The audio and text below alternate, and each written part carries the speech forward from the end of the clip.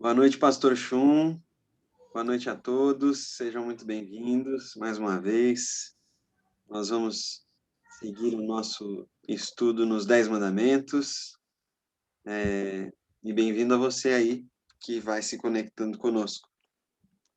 Boa noite, Pastor Guilherme, boa noite, irmãos, boa noite a todos que nos acompanham aqui. Muito bom, mais uma vez, podermos estudar a palavra de Deus juntos. Isso aí, o nosso encontro hoje à noite não está sendo ao vivo. Nós estamos gravando essa nossa conversa, por isso não teremos o nosso tempo de perguntas e respostas no final, mas você pode escrever no nosso grupo de WhatsApp, que a gente responde assim que possível, com muita alegria.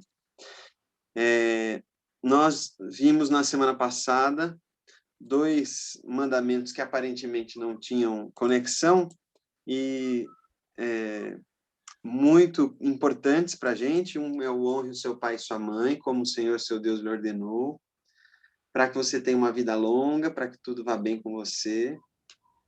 E logo em seguida, não mate. Falamos no que eles talvez se relacionem e da importância, da abrangência que eles têm, né? O quanto que eles afetam o cuidado com os idosos, nesse primeiro de honra seu pai e sua mãe, cuidado com os idosos, essa reconciliação que é necessária entre as gerações, para poder, de fato, honrar essa conversão que é necessária dos corações de pais para filhos, de filhos para os pais, e como isso tem um impacto na vida, como a vida pode ser prolongada mesmo quando isso acontece. E o não mate, como ele é abrangente. Nós vimos uma fala de Jesus de que até mesmo se a gente ofender, xingar um irmão, chamá-lo de tolo ou de idiota, isso já é digno de ir para o tribunal, porque parece que a partir daí o assassinato é um passo, ou pelo menos dentro de mim eu já matei. Então, vimos como esses 2 mandamentos são amplos, são profundos na sua abrangência. E hoje nós vamos para outros 2 que também são bem curtinhos e dão pano para manga, dão muita conversa. Então, antes de mais nada, antes da gente começar, vamos orar, né, Pastor Chum? Você ora para nós? Vamos lá. Senhor, obrigado por essa noite estarmos aqui juntos, podendo estudar a Tua palavra. Ilumina-nos, dirige-nos, ó Senhor, para que tudo aquilo que nós falarmos seja, ó Deus, fiel àquilo que o Senhor escreveu, revelou na Tua palavra. Queremos, Senhor Deus, refletir, queremos guardar a Tua palavra nos nossos corações, para não pecarmos contra Ti.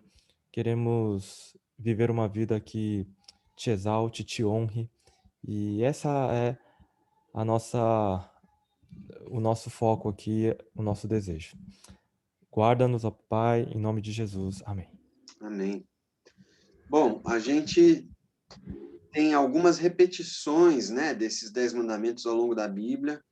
A primeira delas é a de Deuteronômio, é a primeira repetição, então vamos ler dessa repetição hoje, não vamos ler de Êxodo 20.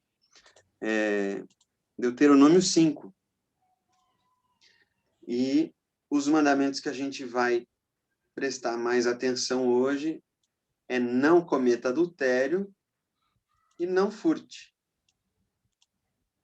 Não cometa adultério e não furte. Vamos começar pelo primeiro, então, não cometa adultério. E antes de a gente começar a falar, vamos ler também o que Jesus falou sobre essa lei. Ele diz o seguinte: vocês ouviram o que foi dito, não cometa adultério. Ele repete a lei. Eu, porém, lhes digo, todo o que olhar para uma mulher com intenção impura, já cometeu adultério com ela no seu coração. Se o seu olho direito leva você a tropeçar, arranque-o e jogue-o fora, pois é preferível você perder uma parte do seu corpo do que ter o corpo inteiro lançado no inferno. E se a sua mão direita leva você a tropeçar, corte-a e jogue-a fora, pois é preferível você perder uma parte do seu corpo do que o corpo inteiro ir para o inferno. Também foi dito, aquele que repudiar a sua mulher deve dar-lhe uma carta de divórcio. Eu, porém, lhes digo, quem repudiar a sua mulher, exceto em caso de relações sexuais ilícitas, a expõe a se tornar adúltera, e aquele que casar com a repudiada comete adultério. O que está acontecendo aqui, pastor Chum? Jesus parece que, em vez de explicar a lei, ou em vez de tornar a lei mais flexível, ele aumenta, sobe a barra muito mais. É claro, porque na época de Jesus, você tinha os fariseus que diziam que eles não quebravam nenhum mandamento, eles guardavam todos os mandamentos, todos. E não cometer adultério era um mandamento, né, que na opinião deles, eles também guardavam com muito rigor, pelo fato deles não terem outras esposas, casos, adultérios, enfim, coisas dessa natureza, né, a traição fora do casamento. E quando você tem até aquela questão do homem, ele simplesmente, essa é uma mulher que não tá me trazendo felicidade. Olha só, né? O homem tinha o direito de se divorciar, né? O homem tinha isso pela lei rabínica, né? Isso pela tradição. Extra-bíblia, né? É isso, não é algo que estava na Bíblia, mas que pelas interpretações ganhou-se isso. Então o homem tinha todo o direito de, se ele não quiser, abandonar a sua esposa, né? Isso também trazia um problema social grave. Veja lá a mulher samaritana, que passou ali, teve 4 esposos, né? E todos esses provavelmente a mandaram embora, né? Então, havia essa, vamos dizer assim, essa permissividade na sociedade na época para dizer que o homem tem o direito, mas a mulher, né, coitada, ela, uma vez separada, ou ela voltava para casa, né, dos pais, se ela não tivesse uma rede de acolhimento, ela ia virar mendiga, né, ela ia virar alguém, uma pessoa não grata naquela sociedade, ela seria totalmente excluída. Então, isso era um problema social muito grande, mas era uma questão de injustiça. Isso tudo era gerado porque houve ali uma distorção da lei de Deus. E Jesus, ele coloca a coisa no lugar certo, dizendo que, olha só, o único caso, e ainda nem deveria ser assim, né? É quando há uma relação sexual fora do casamento, um adultério envolvendo isso, que legitimaria de alguma forma, né? Que daria uma mínima brecha para dizer, tudo bem, pode separar, né? Moisés disse isso. Mas essa também não é a primeira opção, porque a primeira opção seria o quê? Perdoar, seria reatar, né? Apesar dessa quebra total de confiança. Então, esse é o ensinamento bíblico. Mas havia então esse abuso, né? Onde os homens tinham, obviamente, muito mais direitos naquela época que as mulheres. E vem esse elemento de dizer que, olha, adultério é muito mais do que uma simples traição. Adultério se comete no coração, no olhar, né? E nesse sentido, olha só que texto bíblico precioso esse, em Jó, capítulo 31, né? Jó, ele coloca da seguinte maneira: fiz uma aliança com meus olhos de não olhar para uma virgem. Do contrário, qual seria a minha porção do Deus lá de cima e que herança receberia do Todo-Poderoso desde as alturas, né? Então, Jó, ele havia feito essa promessa, né? Esse compromisso, essa aliança, esse pacto de não olhar, não pecar com os olhos, né? Então, isso já está presente até mesmo antes dos 10 mandamentos serem dados por Moisés. Jó é da época de Abraão, é bem antes, né? É pelo menos 400 anos antes de Moisés ter escrito tudo isso. Então, Você vê que os fariseus, eles distorceram tremendamente a verdade de Deus acerca desse mandamento.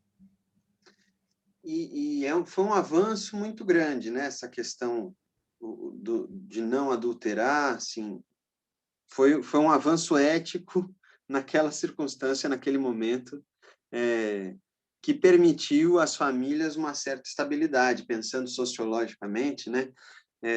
Isso garante muita tranquilidade para uma sociedade quando não tem uma epidemia de adultérios. Agora, o contrário também é verdadeiro. Quando isso se torna normal, o que a gente tem uma deterioração do tecido social, das relações, né, que acarreta muita dor, muita tristeza por toda parte. E o que a gente vê nas nossas narrativas disponíveis, quando eu falo assim narrativas, são Netflix, jornal, o que quer que você veja de entretenimento, o que a gente vê é muita naturalidade, muita tranquilidade com relação a isso.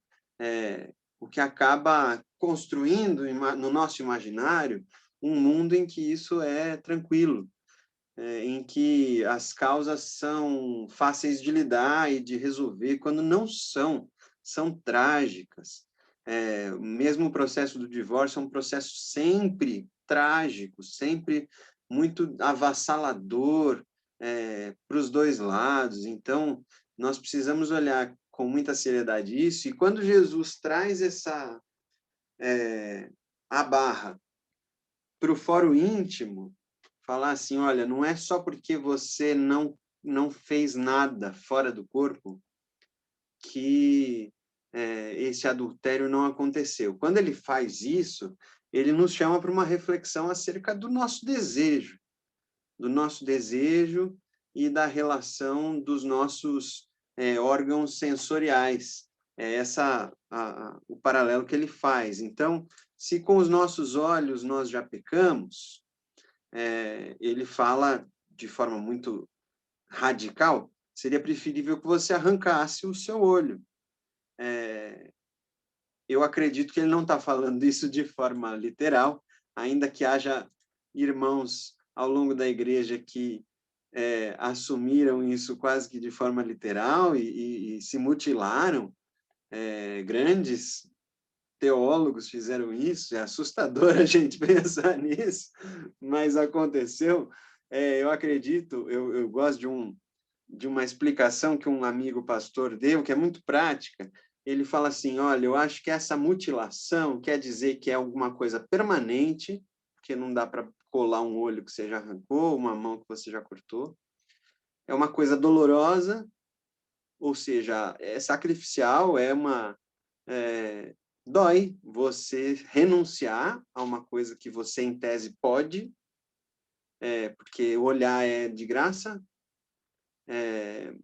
Então, é uma dor você se negar isso.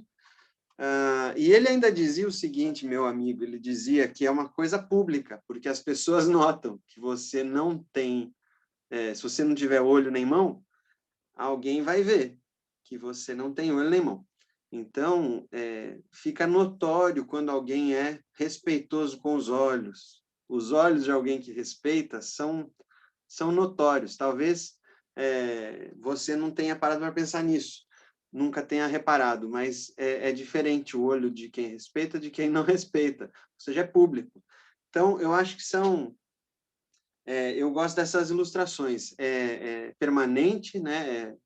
Não tem como voltar. É doloroso, porque é sacrificial, e é público. É notório o tipo de comportamento que a gente tem em relação a isso. Então, Jesus sobe bem a barra, né, Chum? Ele chama a gente para olhar para os nossos desejos, porque se ficar só na aparência, só na performance, tudo bem, dá para passar, mas Deus que conhece os nossos corações nos chama para tratar do nosso desejo, porque tem muita gente, né, Chum? Já vou te passar a bola. Tem muita gente que, tudo bem, não adultera, não macula o leito, mas não larga a pornografia, está adoecido por conta da pornografia e dos seus próprios pensamentos. Às vezes não precisa nem da pornografia, mas está sempre consumido com aquela com um lixo existencial. Isso não é vida, isso é miséria.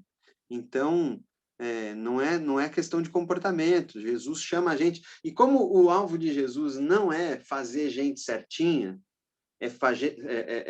nos salvar do pecado, ou seja, é nos dar saúde, tem que ir na raiz do mal. Não adianta curar comportamento. Não adianta fazer um monte de robozinho bem comportado, porque precisa ir lá no coração, porque é do coração que procede o mal. Então, Jesus nos chama para essa disciplina. Não adianta o fingimento. Você pode morrer fingindo adoecido. Chum.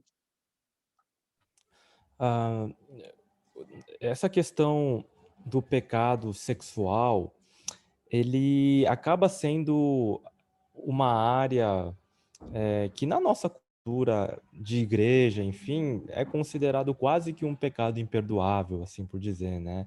E até mesmo ah, no casamento, quando há um adultério, né? Então, é aquilo realmente algo que abala ali o relacionamento. Mas tudo vem, então, do desejo, né? Tudo vem aí do desejo, O e o desejo, desejo o desejo é algo assim. Jeremias mesmo cita que enganoso é o coração. O nosso desejo ele é cego. Então, eu gosto muito de um antropólogo, René Girard. Ele diz que nós somos seres desejantes, que não sabemos o que queremos. Temos desejo, mas não temos um objeto. O que eu quero mesmo? E aí o que eu faço é olhar para o amiguinho, olhar para o outro, para copiar o que ele deseja. A gente vai chegar nesse mandamento ainda, porque a cobiça trata melhor da questão do desejo. Mas para o adultério começa aí também. É muito interessante como a insatisfação, né, ainda mais promovida pela publicidade, pela nossa cultura, porque precisa de consumidores para a roda girar. Então, você precisa estar insatisfeito com tudo, inclusive com a sua mulher, com o seu marido. A regra é a insatisfação. Aí o desejo corre solto, né, Chu? desculpa a interrupção aqui, mas é isso mesmo, né? O desejo mostra, né? O nosso desejo incontrolável mostra as paixões, mostram realmente que o pecado está à porta, né? O que a Bíblia, e que as palavras do Senhor fala, o pecado está aí e ele é uma força, né? Então ele ele acaba, então, levando, a nossa reflexão da nossa situação de miséria, né. Então, os diante dos desejos, então, das paixões de todas as naturezas, até mesmo por consumir, até mesmo por comer excessivamente, né. Nós falamos ali de alguns dos 7 pecados ali capitais, né. Mas a questão, do desejo sexual, tudo isso, tá ali presente nas nossas vidas, e isso é um sinal claro de que nós estamos nessa situação. E ao longo da história as pessoas têm respondido de uma maneira, né, bastante radical até, alguns na ideia de mortificarem a sua própria carne, passaram, como você mencionou, a se mutilar, a se chicotear, né, e fazer exercícios espirituais profundamente, de abstinências profundas, para de alguma forma, tentar controlar isso. Mas essa tentar controlar as paixões, colocando, né, estruturas e cadeias comportamentais, isso não funciona. O que o que nos ajuda realmente a entender tudo isso, então, é que quando há esse mandamento de não adulterarmos, quando você tem um mandamento de não fazer, já desperta aquela ideia: E se eu fizer? Né? E se eu fizer? Mas o mandamento precisa ser visto, na verdade, como um protocolo real. E esse é um ponto importante. Tem algo de interessante na realeza e na nobreza. Então, não são pessoas, como vou dizer, soberbas, né? Pessoas orgulhosas que são chamadas. Mas há, nas culturas onde se valoriza a nobreza, há essa ideia de que o nobre ele faz sacrifícios muito maiores que as pessoas comuns, né? E um desses sacrifícios é o seu comportamento comedido, enfim, né? Existe tudo isso. Agora, os 10 mandamentos precisam ser vistos como o protocolo real dos filhos de Deus, né? Então, quando você tem esse peso da lei sobre alguém que é nobre, ele já começa na infância. Não, você é um nobre, né, você tem um futuro, isso não convém a um nobre, e aquela criança vai sendo, né, formada com essas ideias. Mas até então é tudo externo e comportamental, até que ele entenda que a identidade dele é de alguém da nobreza, da realeza, e que certos comportamentos simplesmente não fazem parte, né? Então, essa é a conversão nos leva ao entendimento profundo de que a nossa identidade não é uma identidade apenas para vivermos de acordo com as paixões, mas a nossa identidade passa a ser uma identidade real e, e o protocolo, né, não é algo externo, são regras comportamentais, mas o protocolo passa a ser o que? A minha identidade, né? Então, os 10 mandamentos, né, especialmente esse sétimo também, traz a noção de que os filhos de Deus, por identidade, por uma questão de identidade, não adulteram, porque isso tem a ver também com a fé, não é mesmo? Porque a Bíblia mesmo compara a nossa fidelidade e devoção e consagração a Deus como essa fidelidade, e quando não há isso, aí é chamado de prostituição, de adultério também espiritual, né? Muitas vezes no Antigo Testamento a gente encontra Deus acusando o povo de adultério, né?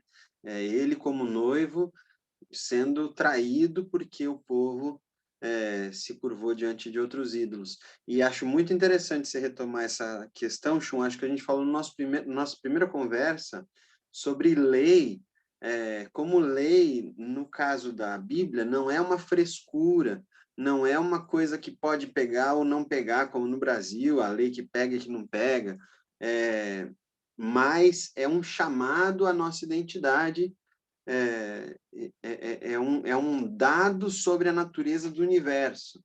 É muito diferente da gente dizer que assim, é proibido a criança pegar a comida do chão e comer. Um dia ela vai entender que aquilo ali pode matá-la, aquilo ali pode trazer dor de barriga, mas até ela entender, é uma regra, não vai pegar coisa do chão para comer.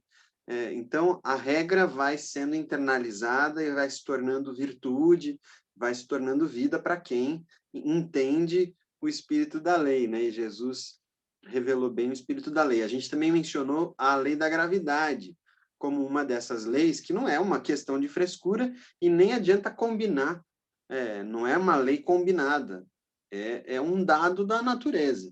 Então, quando a gente vê Deus falando não adulterarás, ele está falando a vida não vai ser boa por aí, a vida vai ser miserável nesse caminho. Então, vocês não vão fazer isso. E é muito interessante esse tempo verbal, não adulterarás. É um convite viva dessa forma. A voz de Deus, ela nos chama à existência, né? Então, vamos viver dessa forma. Agora, a gente viu que essa ética sexual envolve muitas questões, a gente nem conseguiria tratar todas hoje, mas eu acho importante a gente trazer o episódio de João 8, que é da mulher pega em adultério, só a gente lembrar, né, desse episódio, porque quando a gente lê Jesus falando assim, que qualquer um que olhar já adulterou, isso não deixa ninguém de fora, acredito, não sobra ninguém dessa lista. Então, a gente precisa lembrar que existe perdão e que Jesus, quando ele olha para nós, ele olha como ele olhou para aquela mulher que arrastaram para frente dele, falaram assim, olha, a lei manda apedrejar. E ele, depois de muito insistirem, ele fala, olha, então quem de vocês estiver sem pecado, seja o primeiro a tirar uma pedra nela. E aí é muito interessante que o texto diz o seguinte, ele voltou, né, a escrever no chão, como ele já estava fazendo, e o texto diz literalmente que eles, ouvindo essa resposta, foram saindo um por um, a começar pelos mais velhos até os últimos. Eu acho muito curioso como João traz essa afirmação, porque parece que os mais velhos acumulavam mais pecados, né? Eles se lembravam de mais coisas. Então, foram os primeiros a largar suas pedras e abandonar aquela história. E aí, ficando só Jesus e a mulher em pé, diante dele, levantando-se, Jesus perguntou a ela, mulher, onde estão eles? Ninguém condenou você? Ela respondeu, ninguém, Senhor. Então, Jesus disse, também eu não a condeno. Vá e não peque mais. Então, Jesus, quando ele olha para nós, a palavra que ele tem para nós é, eu não condeno você. Só que abandone o pecado. Essa palavra é restauradora, curadora, libertadora. É Jesus falando, eu não condeno você. O texto não trouxe aqui para a gente nada dizendo que a mulher estava arrependida e tal. Eu imagino que ela estava, porque ela estava na iminência de ser apedrejada, devia estar em pânico. Mas a palavra que Jesus tem é, eu não condeno você, vai e não peque mais. Então, ele nos chama para aceitar esse perdão e viver de outra maneira. Isso dito, Shun, podemos passar para o outro? Quer colocar mais alguma coisa? Não, não, não. Vamos passar para o próximo mandamento. Então, eu vou colocar para a gente um texto que é uma retomada das leis. Na verdade, não vou botar esse não, perdão, vou botar Hebreus, porque Hebreus já faz uma ponte interessante. Aí a gente encerra esse do adultério. Hebreus diz o seguinte, digno de honra entre todos seja o matrimônio, bem como o leito conjugal sem mácula, porque Deus julgará os impuros e os adúlteros. Que a vida de vocês seja isenta de avareza, contentem-se com as coisas que vocês têm, porque Deus disse, de maneira nenhuma deixarei você, nunca jamais o abandonarei. Assim afirmemos confiantemente, o Senhor é meu auxílio, não temerei. O que é que alguém pode me fazer? Então, Hebreus, ele amarra, né, coloca em sequência esses dois assuntos que nós estamos olhando. Primeiro, adultério e depois o furto. Na verdade, ele trata aqui como uma avareza, mas o furto, ele é a continuidade dessa avareza, né? O furto é essa insatisfação com o que se tem, a indisposição de fazer algo com as próprias mãos, ou a impossibilidade, que brota como furto, brota como arrancar do outro que o outro tem, é esse descontentamento, né? E que o autor de Hebreus vai dizer que que o contrário disso é você poder declarar que o Senhor é meu auxílio e não temerei. Porque Deus falou, de maneira alguma deixarei você, nunca jamais o abandonarei. Então, a ideia aqui é que se eu estou furtando, eu estou deliberadamente declarando que Deus não está nem aí para mim e de que eu que tenho que me virar e se eu tenho vontade, eu que tenho que ir pegar e eu tenho que resolver. Eu jogo Deus longe. Como é que é isso, Chum? Como é que é o furto? Ah, o furto, ele tá, né, na humanidade como algo bastante ofensivo, né? Não precisamos de lei para saber que roubar é algo errado, porque se colocando no lugar de alguém que teve alguma coisa furtada, alguma posse furtada, aquilo traz, né, desconforto, machuca, a sensação de impotência, né? Quem já foi assaltado, de alguma maneira sabe, eh, essa sensação horrível que é você não só perder uma coisa sua, mas essa sensação de violação. E por esse motivo, desde que nós, temos aí a humanidade, ah, isso é algo que está lá como algo muito primário e básico daquilo do que não se deve fazer, né. Mas olha só que interessante, entre os indígenas, eles têm a ideia de que algo não pertence a um único indivíduo, mas àquela coletividade, àquela sociedade. E se alguém tem um machado, alguém tem um barco e assim por diante, eles não precisam nem pedir permissão para pegar e usar, e não devolvem, fica lá, porque é de todo mundo. Então, a ideia é que se você, né, individualmente, não quer emprestar, guarda, esconde, enfim, você, né, é um sovina é alguém, né, na língua, né, deles, é um sovina, é alguém egoísta, né, é alguém que não entende isso. Então, olha só, mas mesmo, entre os indígenas, né, que têm essa ideia de posse coletiva de algo, eles ficam profundamente ofendidos se alguém de uma outra tribo, alguém externo, vem e furta alguma coisa, tá. Então a ideia de furtar, ela tá presente na humanidade, desde o início, né, eles sabem. Mas por que que isso tá nos 10 mandamentos, né? Porque os 10 mandamentos, eles são os mandamentos mais elementares, mais básicos, e que isso nos leva a entender também que o furtar aqui, ele pode ter diversas dimensões, né. Então, o furtar é quando nós não somos fiéis, hã, no trabalho, por exemplo, roubando de alguma maneira o tempo, né, com outras atividades que não seria o trabalho, não desenvolvendo bem o trabalho, enfim. E uma série de outras questões, né, hã, a gente pode falar do dízimo, né, a gente pode falar de de de outras maneiras como o furto pode acontecer, por exemplo, no imposto de renda, né. E o fato é que todos somos culpados, todos nós furtamos. Os fariseus é que diziam assim: "Eu nunca roubei, eu não roubo, né, eu sou alguém honesto, trabalhador, eu não roubo". Mas, mais uma vez, isso mostra que, apesar de ele ser um elemento tão básico, todos nós furtamos em algo, né, em alguma área. Quem é que consegue ser 100% do tempo fiel no trabalho, nos dízimos, nos impostos, no imposto de em absolutamente tudo, né. Então, isso nos mostra o quê? Que, é impossível obedecer a toda a lei. É que só Jesus é que obedece à lei, né.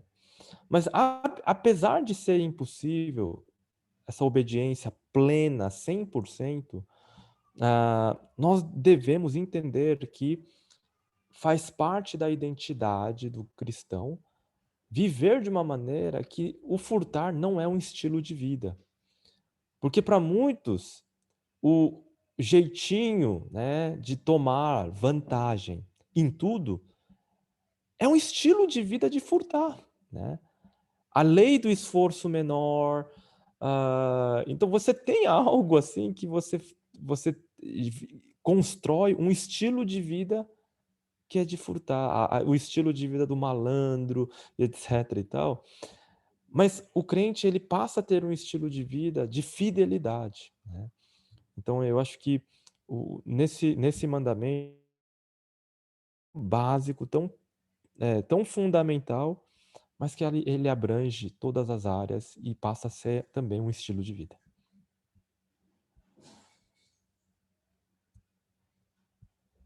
Desculpa, estava mutado. O contrário, então, do furto, a gente poderia dizer que é a generosidade, né?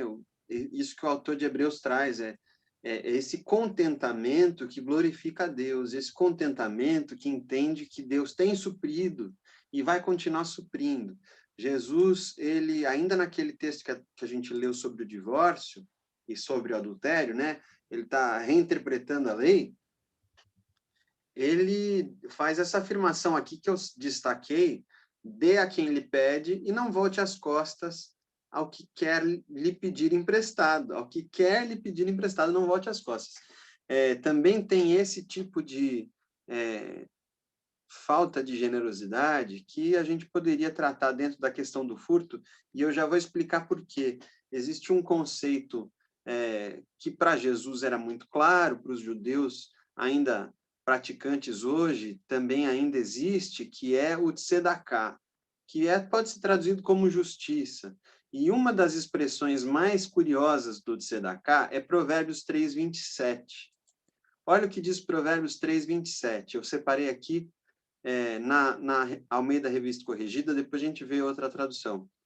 Não detenhas dos seus donos o bem, estando na tua mão poder fazê-lo. Olha como é interessante. Existe um bem que está na minha mão poder fazer. Se eu tenho um bem na minha mão para outra pessoa, essa outra pessoa já é dona desse bem que está na minha mão.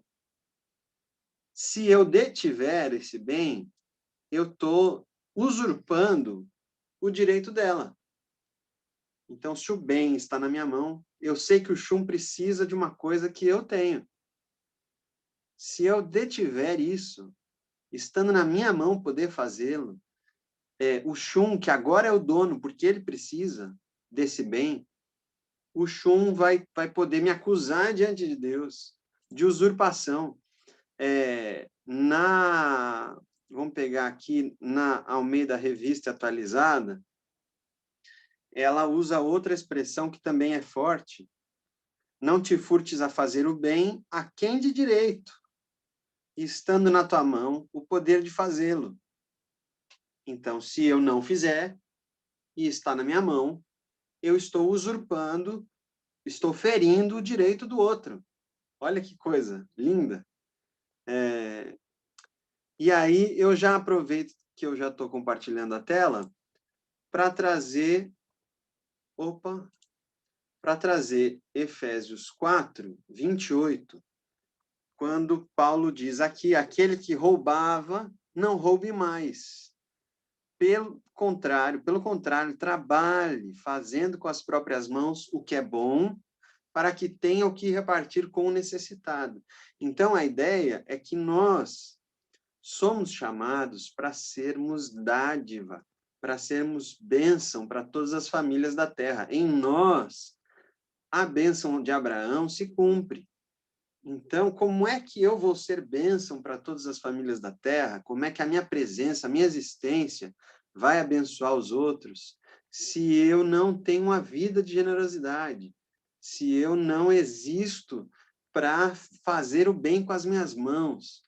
Paulo mesmo, por muito tempo, trabalhou para se sustentar, para não pesar para ninguém, para poder fazer o máximo de bem possível.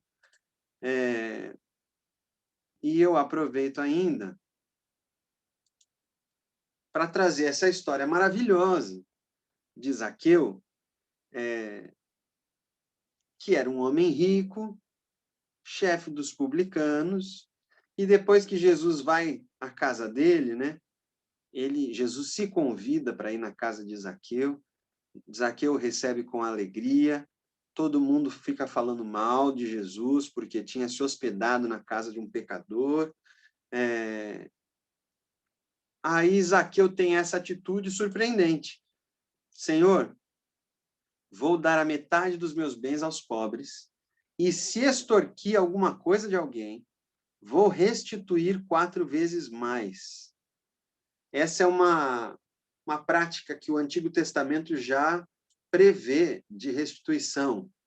Quando alguém rouba, existe no Antigo Testamento essa prática até 5 vezes de você devolver para buscar uma reconciliação. Então, a gente também pode falar sobre isso.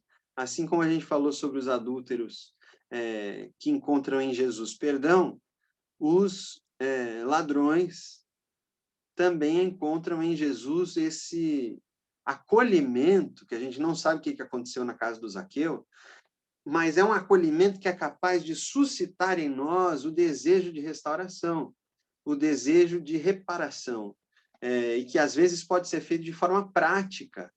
Roubei, preciso restituir, preciso devolver, compensar de alguma forma. E aí o que Jesus diz é muito interessante.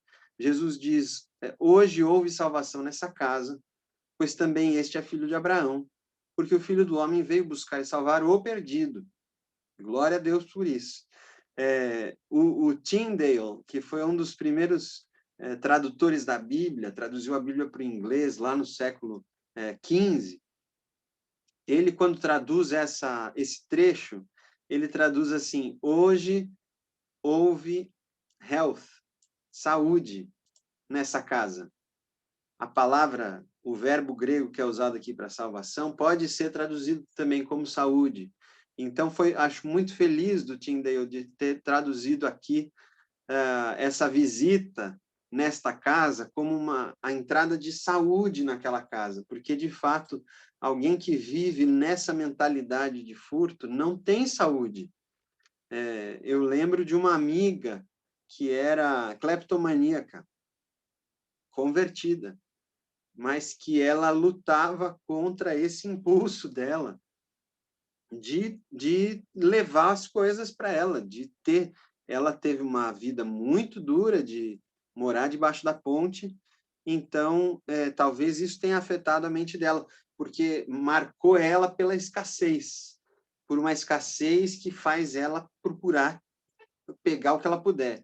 Então ela me alertou disso enquanto amiga, assim, ovelha, e alertava os amigos, olha, eu tenho essa dificuldade, qualquer coisa que acontecer, a gente vai conversar. Eu nunca vi nada acontecer. Mas é essa mentalidade de que as coisas faltam e eu preciso arrancar do que eu puder, de todas as situações que eu puder, eu preciso arrancar, porque Deus não vai cuidar de mim. Deus não vai prover, eu é que tenho que me virar. Então, é uma vida miserável, é uma vida sem saúde. É isso aí. Irmãos, infelizmente, a nossa live não está sendo live, ela foi gravada, e então não teremos as perguntas, né, aquele momento de interação e tirar as dúvidas. Mas refletindo então sobre esses 2 mandamentos que nós tratamos nesta noite, né, não adulterarás e não furtarás.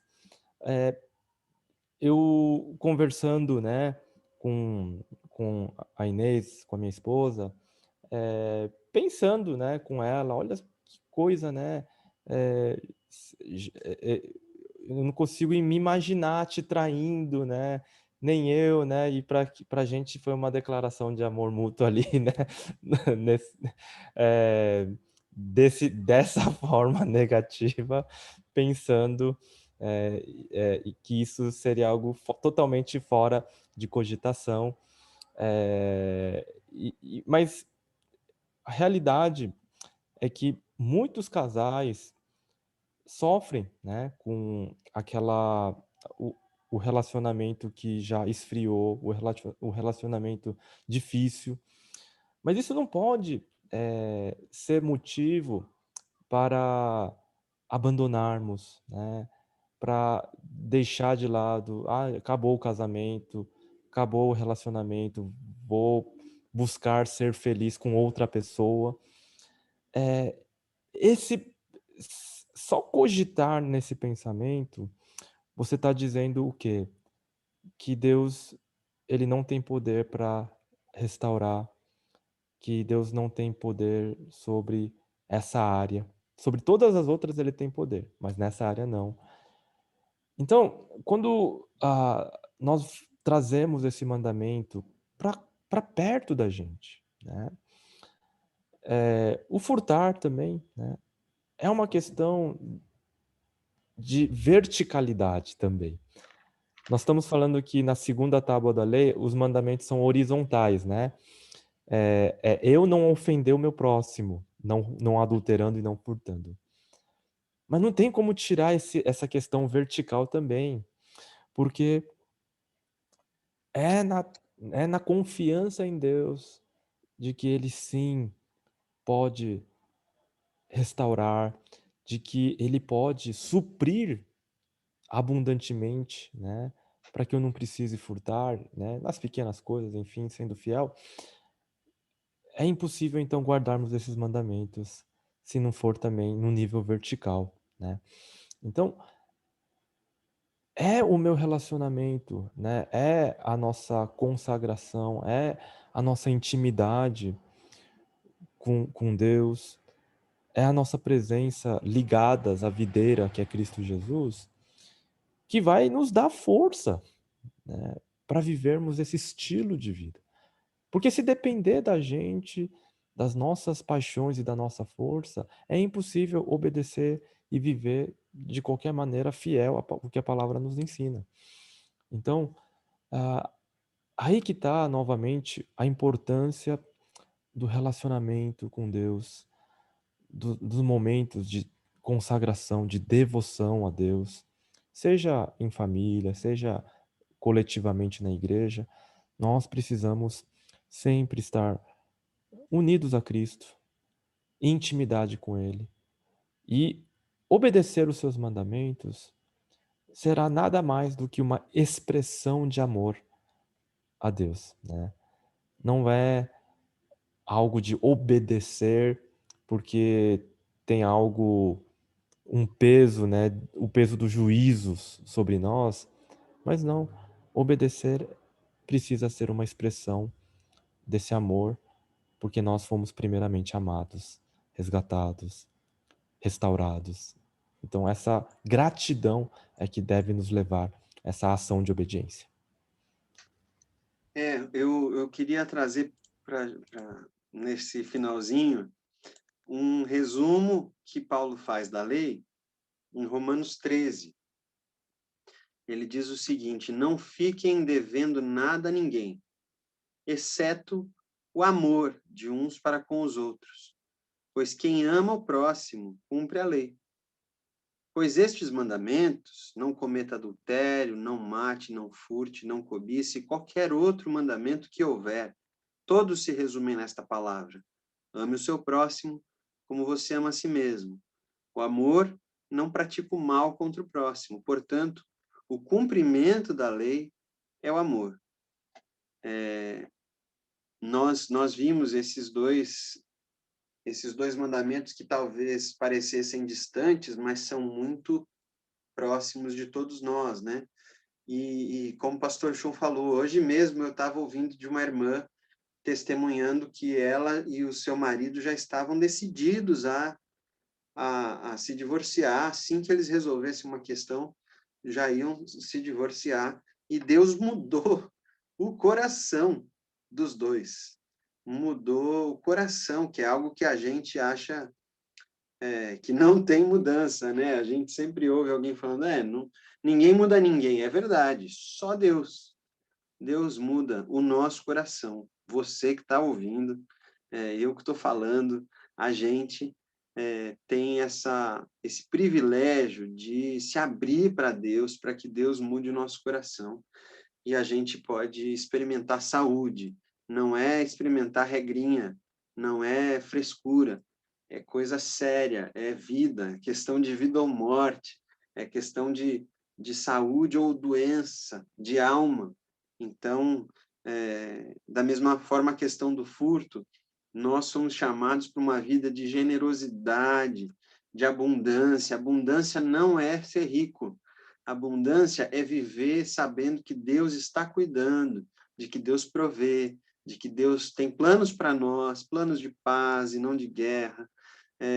Então, essa mentalidade que a gente precisa ter para poder glorificar Deus é uma mentalidade que brota do contentamento. Contentamento com a minha esposa, com o meu marido, com a vida que eu tenho, com as coisas que Deus já me deu, com os filhos que eu tenho, com a casa que eu tenho, com o carro que eu tenho, contentamento com isso para poder viver bem, para poder ser bênção para o mundo, senão nós seremos mais fonte de angústia para o mundo, já tenho bastante, a gente precisa ser resposta para a oração de alguém, a gente precisa ser pão fresquinho, de Deus para o mundo, para ser partido, para ser dado, distribuído, para saciar a fome de alguém. Então, enquanto nosso coração não estiver aberto para essa saúde, para essa generosidade, nós não cumpriremos a vocação para a qual Deus nos chamou.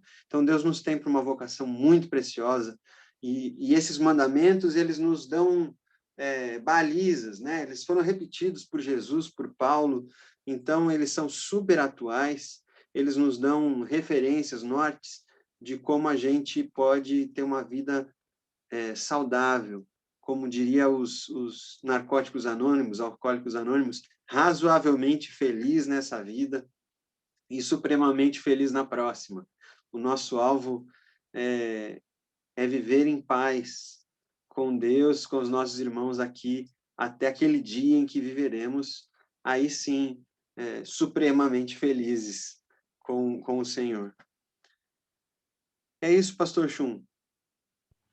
É isso, irmãos. Então, boa noite a todos. Deus abençoe, que possamos viver, né, esse estilo de vida de generosidade, de abundância, esse estilo de vida de realeza, esse estilo de vida que não tenta levar vantagem em tudo, esse estilo de vida que tem essa completa fidelidade a Deus, né? E para nós guardar os mandamentos não seja nenhum peso, mas seja algo natural na medida que o nosso relacionamento com Deus está, né, em dia, está no lugar certo. Então que possamos viver nesse estilo de vida. Vamos orar então, Pastor Guilherme? Oremos. Obrigado, Senhor Jesus, porque o Senhor nos revela as armadilhas do nosso desejo e nos chama para uma vida de shalom, de paz, de bênção, de generosidade e abundância, de contentamento com o que o Senhor já nos deu. Então, minha oração, Senhor, é por mim, pelo pastor Chu e por todos que nos ouvem, que nos assistem, que nosso coração possa se alegrar com o que temos, possa confiar em Ti, possa crer que o Senhor é capaz de mudar corações, o Senhor é capaz de restaurar famílias, casamentos, que o Senhor é capaz de nos fazer experimentarmos a tua alegria aqui, nas circunstâncias em que estamos. Nos dê, Senhor, essa saciedade que somente o teu Espírito pode nos dar. É isso que nós oramos agradecidos no nome de Jesus. Amém. Amém. Amém. Boa noite a todos. Deus abençoe. Um abraço. Até domingo, né? Boa noite, até domingo. Grande abraço.